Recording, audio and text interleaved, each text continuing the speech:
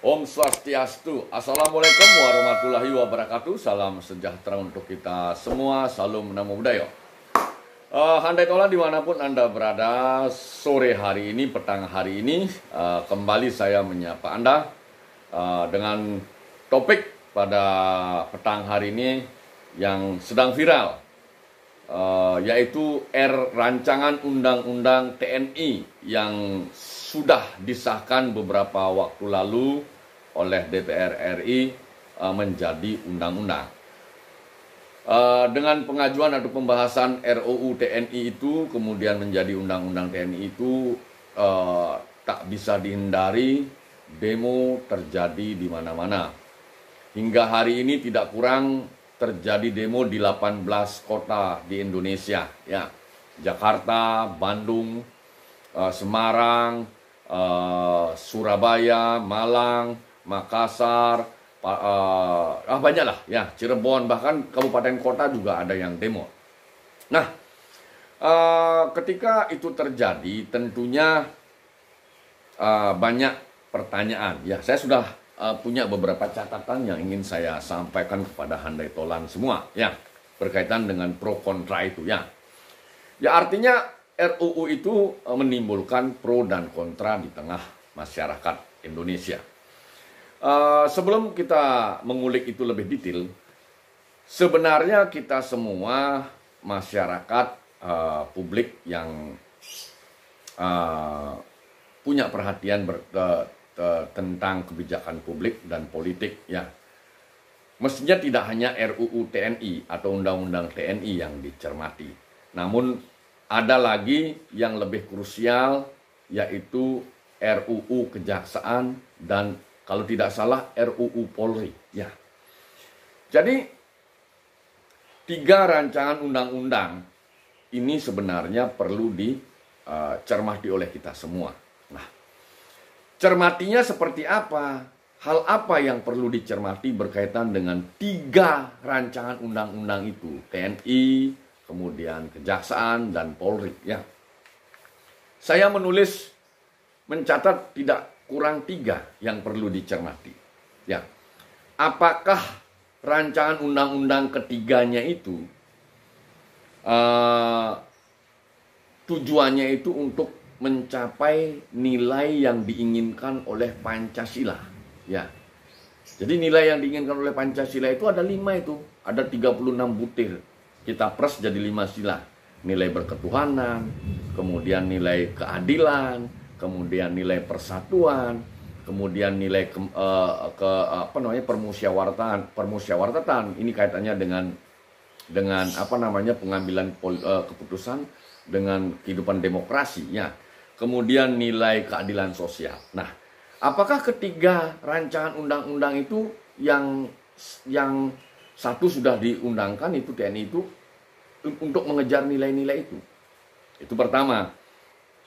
Yang kedua, apakah dengan ketika disahkannya rancangan undang-undang ketiganya itu TNI, Polri, Kejaksaan itu bisa memberikan garansi untuk percepatan pencapaian tujuan bernegara, mewujudkan masyarakat yang adil dan makmur. Nah, itu pertanyaan yang kedua, ya. Kemudian yang ketiga, apakah dengan merubah atau melakukan perubahan atau mengajukan RUU TNI, Polri, Kejaksaan ini akan menggaransi kondisi akan lebih baik dari sebelumnya? Itu 3 pertanyaan mendasar yang kaitannya dengan nilai, ya. Nah, setiap orang punya referensi berbeda-beda untuk menilai ketiga pertanyaan saya tadi itu. Nah, bagi mereka yang wawasannya, referensinya kurang tentang politik, tentang kebijakan publik, tentang upaya-upaya pemberdayaan masyarakat, referensinya minim, kita tidak garansi dia untuk menjawab 3 pertanyaan itu. Maaf. Karena 3 pertanyaan itu harus disodorkan kepada mereka yang betul-betul paham tentang 3 pertanyaan saya tadi itu. Itu yang perlu kita cermati. Langsung saja, secara pribadi, saya akan menyampaikan opini saya terkait dengan 3 RUU itu. Ya. Pertama, ke satu. Apakah kondisi hari ini, ya, saya memulainya dari waktu dulu, pendekatan waktu, when, kapan, ya. Nah, apakah kondisi hari ini lebih buruk atau lebih baik daripada kondisi sebelumnya? Terutama 10 tahun terakhir dan hari ini. Kemudian bagaimana kondisi besok, esok, dan beberapa waktu ke depan. Nah, kalau kita berbicara when, kapan, kondisi hari ini, berbicara tentang RUU TNI dulu. Ya. Jadi beberapa waktu terakhir ini sebenarnya jauh lebih bagus, ya, dibandingkan pada masa Orde Baru dulu. Ya. Nah, karena pada Orde Baru itu TNI boleh masuk ke ranah sipil, ke ranah politik, bahkan ikut punya fraksi di parlemen itu. Sehingga pada masa Orde Baru itu salah satu tuntutan reformasi adalah mencabut 2 fungsi ABRI. Itu fakta sejarah dan tidak boleh dilupakan dan harus dijadikan referensi pada semua anak negeri ini, terutama mereka yang ditugaskan sebagai pengambil kebijakan yang tingkat nasional. Jangan mengulangi sejarah yang buruk. Nah, artinya apa? Boleh-boleh saja melakukan perubahan. Karena kalau pendekatan legal drafting, perundangan yang sudah berjalan 10 tahun memang perlu direview kembali, perlu ditinjau kembali. Tetapi hati-hati, jangan sampai dalam RUU TNI itu mendorong atau memaksakan TNI itu masuk ke ranah sipil atau berpolitik. Opini saya, TNI tugasnya menjaga negara bangsa ini, termasuk menjaga rakyat. Maka dari itu, TNI tidak boleh berpolitik. Titik. Ya. Yang kemudian yang kedua, ini yang menarik. Saya singgung Polri dulu, RUU Polri. Ya, mungkin yang akan direview kembali. Mungkin kalau tidak salah akan direview kembali, dikaji kembali Undang-Undang Polri. Nah, Polri pun demikian. Tetapi ada perbedaan mendasar antara Polri dengan TNI. Kalau tadi TNI itu dia tugas utamanya menjaga keamanan negara, ya, state ini. Nah, Polri ini lebih kepada pendekatan ketentraman dan ketertiban. Ya. Dan regulasi terakhir memberikan ruang kewenangan kepada Polri sebagai penyidik. Ya. Penyidik. Nah, kemudian yang perlu dicermati juga hal yang berkaitan dengan mempekerjakan Polri di institusi sipil murni. Nah, apabila misalnya niatan para pengambil kebijakan itu betul-betul mencairkan status Polri itu, tidak lagi gray area bahasa saya, sipil murni, saya rasa sah-sah saja apabila perwira-perwira Polri itu ditempatkan di kementerian-kementerian dengan catatan apa yang diberlakukan kepada ASN, PNS, P3K harus diberlakukan juga kepada Polri. Karena fakta di lapangan yang saya tangkap hingga hari ini kalau tidak salah, sudah banyak perwira-perwira Polri yang ditempatkan di kementerian lain yang notabene itu jabatan struktural, tetapi mereka tidak melalui proses yang namanya open bidding atau lelang jabatan. Nah, ini otokritik untuk kita semua. Ya. Jadi kita tidak berbicara ad hominem, ya. Tidak, kita berbicara institusi, kita berbicara state, kita bicara kelembagaan institusi. Nah, itu kekurangannya. Apabila itu di RUU Polri itu mau diperbaiki, ya justru arahnya itu untuk menguatkan yang namanya konsep merit system dalam manajemen personalia atau manajemen kepegawaian. Kemudian berikutnya juga yang perlu dicermati berkaitan dengan undang-undang RUU Kejaksaan. Ya. Jadi pertanyaannya sama, apakah hari ini lebih baik dari era sebelumnya atau periode sebelumnya? Apakah hari ini kita harapkan justru terjadi hal yang lebih baik dibandingkan tahun sebelumnya, era-era sebelumnya. Pengajuan RUU Polri, RUU Kejaksaan, tentunya tujuannya untuk menuju kondisi yang lebih baik ke depannya. Harusnya seperti itu. Nah, pertanyaan kritisnya, apabila jaksa dalam undang-undang kejaksaan diberi kewenangan super body yang berlebihan, ini rentan untuk menimbulkan persoalan beberapa hari atau beberapa waktu ke depan. Karena ada gium yang namanya power ten corrupt, absolute power corrupt absolutely. Ya. Jadi kewenangan yang terlalu absolut itu rentan untuk dikorup. Jadi kita tidak mau merusak institusi manapun. Kita ingin institusi kita itu semakin bagus, termasuk kejaksaan dan Polri. Nah, itu yang perlu dicermati. Nah, kemudian sebagai pamungkas dari konten saya petang hari ini, jadi kalau saya ditanya apakah setuju dengan perbaikan atau review atau pengkajian kembali terhadap RUU TNI, RUU Kejaksaan, RUU Polri, saya setuju.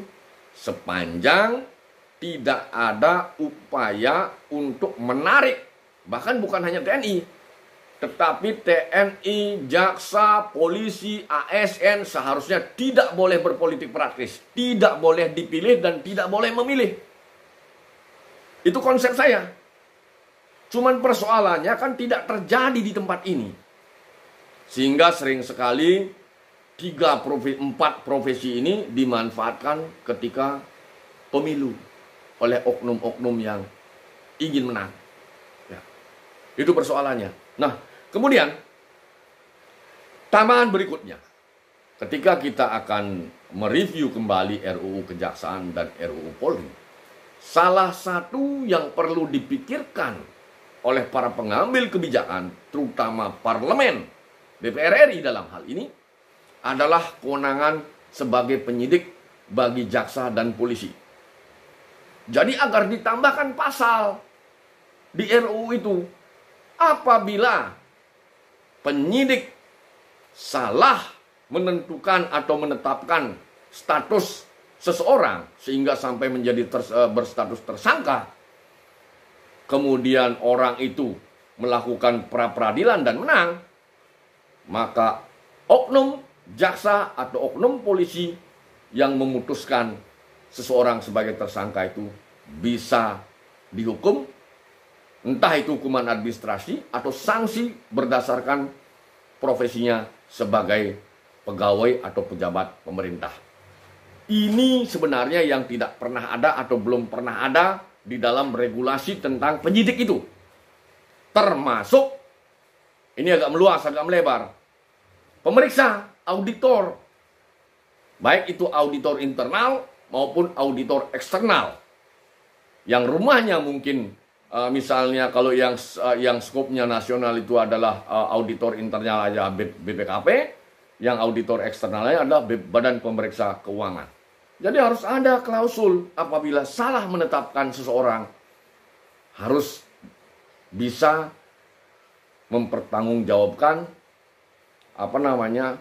sikap atau keputusannya itu. Ini yang belum ada di tempat kita. Nah, jadi kembali kepada RUU TNI dan RUU TNI, kemudian RUU Kejaksaan dan RUU Polri. Jadi secara prinsip opini saya sah-sah saja melakukan revisi itu atau mengajukan RUU itu, tetapi poin penting yang harus dipastikan ada, 3 profesi ini harus tidak boleh masuk ke areal politik. Baik itu tentara, TNI, kemudian jaksa, kemudian polisi, termasuk ASN.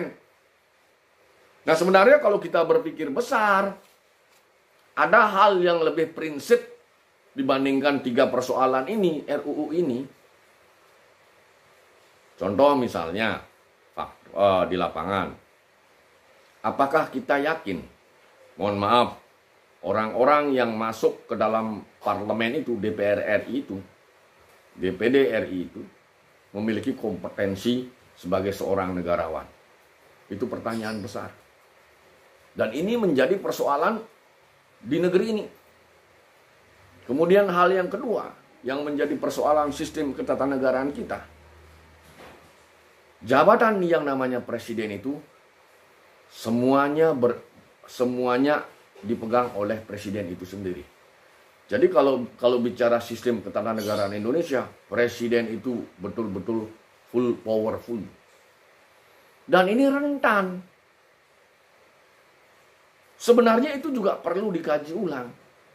Secara pribadi, saya lebih memilih bentuk republik parlementer. Ya. Karena kenapa? Hal yang paling prinsip, presiden tidak menjadi penguasa tunggal kalau sistemnya republik parlementer. Ada presiden, ada perdana menteri. Kemudian yang kedua, ini fakta. Tidak ada negara yang berbentuk presidensial itu, sistem pemerintahan presiden dulu, menjadi negara yang sejahtera. Kebanyakan negaranya itu menengah ke bawah. Bahasa sederhananya itu negara terbelakang. Ya. Padahal seharusnya tidak seperti itu. Apalagi kekuasaan bertumpu pada satu orang. Nah ini sebenarnya kontrol check balance itu tidak ada. Check balance and balance itu tidak ada. Ya. Kemudian persoalan yang juga carut-marut di negeri ini, yang perlu kita kritisi bersama, hal yang berkaitan dengan menggunakan jaksa sebagai pendamping proyek. Ini sudah nggak benar. Karena jaksa ini lembaga yudikatif. Bukan hanya pengawas, tapi penindak. Kalau penindak menjadi pendamping, ini kan kacau rancu. Nah itulah hal yang bisa saya sampaikan berkaitan dengan maraknya demo penolakan terhadap RUU TNI yang sudah disahkan menjadi Undang-Undang TNI. Tetapi bukan itu saja yang perlu dicermati oleh publik. Ada RUU lain juga, RUU Kejaksaan, RUU Polri. Nah, terakhir sebagai penutup, maka kepada kita semua dimanapun Anda berada, jangan pernah buta politik. Karena buta politik adalah buta yang paling fatal dan paling menyengsarakan. Sebab yang disengsarakan tidak hanya satu orang, tapi banyak orang. Demikian, terima kasih, selamat malam. Om Santi Santi Santi Om. Assalamualaikum warahmatullahi wabarakatuh. Selamat